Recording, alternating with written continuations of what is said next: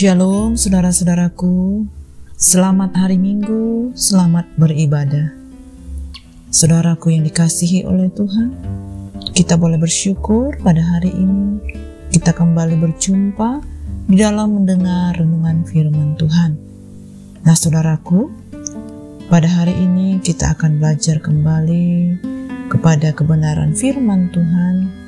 Biarlah setiap kita mempersiapkan hati lebih lagi. Saya percaya setiap kita boleh memiliki kesehatan yang terbaik, kekuatan, bahkan semangat baru untuk memulai hari kita sepanjang hari ini. Nah saudara-saudaraku, kita boleh bersama-sama masuk pada hari ini, Minggu 30 Oktober 2022. Mari kita bersyukur kepada Tuhan. Kita satukan hati dan kita berdoa. Bapa kami yang di surga, dikuduskanlah nama-Mu. Datanglah kerajaan-Mu dan jadilah kehendak-Mu di dalam hidup kami seperti di surga. Ya Bapa, kalau hari ini kami kembali datang kepadamu, penuhi kami. Kami haus, lapar akan kebenaran firman-Mu. Urapi kami sehingga kami boleh sungguh-sungguh tunduk dan taat untuk dapat melakukan firman. Ajar kami ya Bapa, penuhi kami, sehingga firman Tuhan dapat tertanam, berbuah dalam hidup kami, seperti apa yang Tuhan janjikan. Terima kasih Bapa, kami sungguh bersyukur, hanya di dalam nama Tuhan Yesus kami berdoa. Amin. Nah saudaraku yang dikasihi oleh Tuhan, kita boleh belajar firman Tuhan pada hari ini yang berjudul Jangan Tawar Hati. Firman Tuhan ini tertulis di dalam Amsal 24 ayat 1 sampai dengan 34. Namun saya akan membacakan sebagian dari ayat ini, dari ayat 1 sampai dengan ayat yang ke-20. Jangan iri hati kepada orang jahat. Jangan ingin bergaul dengan mereka, karena hati mereka memikirkan penindasan dan bibir mereka membicarakan bencana. Dengan hikmat Tuhan rumah didirikan, dengan kepandaian itu ditegakkan, dan dengan pengertian kamar-kamar diisi dengan bermacam-macam harta benda yang berharga dan menarik. Orang yang lebih bijak lebih berwibawa daripada orang kuat, juga orang yang berpengetahuan daripada orang yang tegap kuat. Karena hanya dengan perencanaan engkau dapat berperang, dan kemenangan tergantung kepada penasihat yang banyak. Hikmat terlalu tinggi bagi orang bodoh. Ia tidak membuka mulutnya di pintu gerbang. Siapa selalu merencanakan kejahatan akan disebut penipu. Memikirkan kebodohan mendatangkan dosa, dan si pencemooh adalah kekejian bagi manusia. Jika engkau tawar hati pada masa kesesakan, kecillah kekuatanmu. Bebaskan mereka yang diangkut untuk dibunuh. Selamatkan orang yang terhuyung-huyung menuju tempat pemancingan. Kalau engkau berkata, sungguh kami tidak tahu hal itu, apakah dia yang menguji hati tidak tahu yang sebenarnya? Apakah dia yang menjaga jiwamu tidak mengetahuinya dan membalas manusia menurut perbuatannya? Anakku, makanlah madu sebab itu baik, dan tetesan madu manis untuk langit-langit mulut.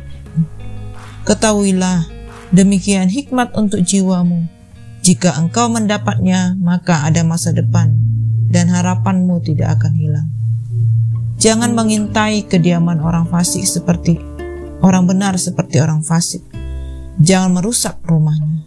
Sebab 7 kali orang benar jatuh, namun ia bangun kembali. Tetapi orang fasik akan roboh dalam bencana. Jangan bersuka cita kalau musuhmu jatuh. Jangan hatimu beria-ria kalau ia terperosok, supaya Tuhan tidak melihatnya dan menganggapnya jahat, lalu memalingkan murkanya daripada orang itu. Jangan menjadi marah karena orang yang berbuat jahat, Jangan iri kepada orang fasik, karena tidak ada masa depan bagi penjahat. Pelita orang fasik akan padam. Amin. Saudara-saudaraku, tawar hati dapat diartikan sebagai suasana hati yang tidak gembira, tidak bernafsu ataupun tidak bersemangat, atau juga dapat dikatakan tidak menaruh perhatian lagi. Tawar hati membuat kita menjadi lemah, tidak memiliki daya. Oleh karena itu, penting bagi kita untuk menjaga agar tidak menjadi tawar hati, terlebih saat kita berada dalam situasi yang sulit. Saudara, tawar hati adalah merupakan suatu kondisi emosional negatif ataupun energi negatif yang akan merusak hidup dan kesehatan seseorang. Tawar hati merupakan akumulatif dari berbagai energi negatif seperti patah semangat, pesimis, tidak mempunyai pengharapan, tidak berdaya, putus asa, dan perasaan negatif lainnya. Tawar hati dipicu oleh persoalan yang berkaitan dengan kesehatan, masalah finansial, persoalan dalam keluarga, problematika dalam dunia kerja, persoalan sosial yang tidak sehat, dan sebagainya. Hidup yang penuh kesesakan hendaknya dihadapi dengan tenang dan menghadapi diri dari kesesakan agar tidak tawar hati. Sebaiknya kita menghindarkan diri kita, sebab tawar hati pada masa kesesakan akan membuat kekuatan kita menjadi kecil. Hidup yang kita jalani adalah hidup yang dinamis. Kadang kita merasa hidup begitu indah, namun kadang juga merasa hidup ini suram. Suramnya hidup biasanya kita alami saat kita berharga dengan kesusahan hidup, kesulitan, pergumulan hidup, dan lainnya. Pada saat seperti inilah seringkali godaan datang berupa pikiran-pikiran yang membuat kita menjadi tawar hati, dan iblis tentu saja senang dengan keadaan ini. Ia akan memanfaatkannya untuk membujuk kita menjadi pribadi yang lemah. Pada masa kesukaran, pada umumnya orang cenderung kecil hati, semangat menjadi menurun, energi positif menjadi berkurang, dan energi negatif semakin mendominasi. Roh kita menjadi lemah dan diikuti oleh serangan fisik ataupun reaksi fisik seperti kaki kehilangan kekuatan, kehilangan daya, kekurangan semangat, kehilangan damai sejahtera, dan kehilangan semangat hidup. Amsal 24 ayat 10 ini mengajarkan kepada kita bahwa ada saatnya kita mengalami keadaan kesesakan apabila masalah-masalah kehidupan. Nah, saudaraku yang dikasihi Tuhan, percaya atas pemeliharaan Tuhan adalah hal yang mutlak bagi setiap orang percaya. Yakinlah bahwa Tuhan tidak pernah memberikan pencobaan melalui batas kekuatan kita. Pada saat yang tepat, Tuhan pasti akan menolong dan memberikan jalan keluar yang terbaik. Karena itu jangan lupa untuk selalu bersyukur dalam segala keadaan dan mengamini setiap janji Tuhan dalam hidup kita. Bagi sahabat, saudaraku yang merasa kesesakan dan banyak pergumulan berat, mari bangkit lagi. Walau rasanya ada pintu-pintu yang tertutup dan terkunci, tetapi pasti Tuhan sediakan pintu lain yang terbuka lebar. Jangan habiskan hidup kita yang singkat ini dengan berduka ataupun hal-hal yang bersedih berkepanjangan. Rugi besar kalau kita boleh melakukan hal ini. Kita boleh merasa gagal dalam hal-hal tertentu, tapi dunia tidaklah runtuh dan tidak akan runtuh bagi kita. Sebab Tuhan beserta kita. Pasti ada selalu kisi-kisi Tuhan yang menyenangkan hati dan membawa sukacita.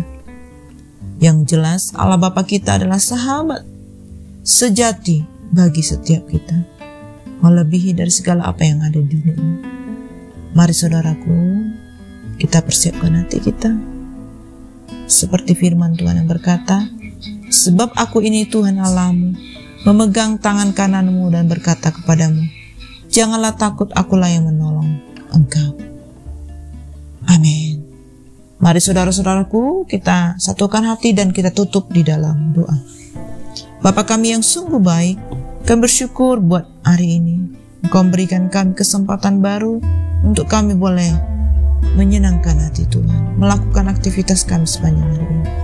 Terima kasih Bapa, mempersiapkan hati kami untuk kasih-Mu yang begitu besar menjamah kami sepanjang hari ini, di dalam ibadah-ibadah yang kami ikuti. Berkati kami dimanapun saat ini berada, penuhkan kami Tuhan, sehingga kami menjadi keluarga, kami menjadi sahabat, bahkan kami menjadi pengikut Kristus yang setia. Terima kasih Bapa, ini doa syukur kami. Hanya di dalam nama Tuhan Yesus kami berdoa. Amin. Semangat saudaraku, semangat bekerja dan beraktivitas, bahkan semangat di dalam melayani Tuhan. Tuhan Yesus menyertai dan menolong kita, dan tetaplah bersemangat. Sambut hari esok dengan iman dan jangan tawar hati lagi. Amin.